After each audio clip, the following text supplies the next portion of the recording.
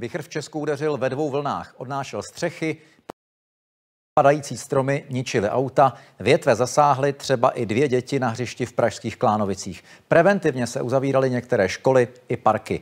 Na Sněžce se rychlost větru v nárazech blížila 200 km za hodinu. V 5 ráno překonává orkán německo-české hranice. Doprovází ho i silné bouřky. Hasiči na Karlovarsku vyjíždějí k prvním případům. Šok zažívá při cestě do práce řidička tohoto auta. Jeden ze stromů padá přímo na její vůz. Utrpěla lehčí zranění. Paní se chtěla otočit a spadl ní strom. No. Vichřice a déšť postupuje dál do vnitrozemí. V 6:30 zesilují i bouřky. V tu chvíli se vydávají na cestu řidiči kamionů z pražského depa. Momentálně už cítím ty směry toho větru, že nejsou úplně stabilní. Že hází ze strany na stranu s tím autem. Pokud je tam ta nejhorší varianta, tak ten kamion si celý lehne na bok. A to se stalo o hodinu později jeho kolegovi. Uzavřená je silnice 50 mezi Uherským Brodem a Bánovem. Silnici blokuje převrácený kamion. Bouře je právě v tu dobu nejsilnější.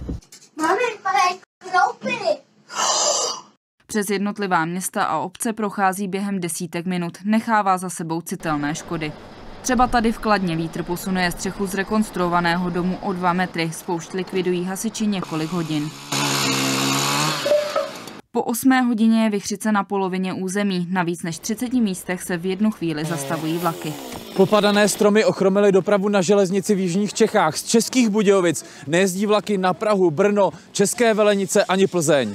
Nevím, co dělat, protože mám teď let z Prahy v Moskvu. Letiště uzavřené není, některé lety se ale ruší. Včera i dnes byly zrušeny například lety do Amsterdamu, Londýna, Düsseldorfu. Ještě v dopoledních hodinách padají stromy i na severní Moravě. Došlo k padu zrostlé lípy, zůstala vlastně celou svou váhou na starším rodinném domě. Na severu Moravy fouká na horách i v nížinách, tady u nádrže Olešna, v nárazech víc než 90 km za hodinu. 300 domácností na Bruntálsku je bez proudu. Podobně jsou na tom tisíce domácností po celé republice.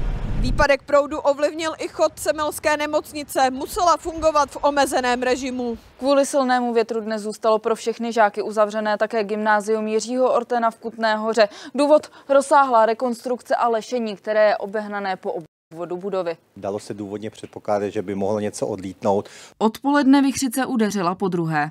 Odpoledne spadl strom v Klánovicích na místní hřiště. Po ranění utrpěly 2 děti. Dívka vyvázla se zraněním zápěstím a také pohmožděnými zády. Chlapec potom s úrazem hlavy. Oba dva jsou mimo ohrožení života. Situace se postupně začala uklidňovat až v podvečer. Redakce a Denisa Kotková, Česká televize.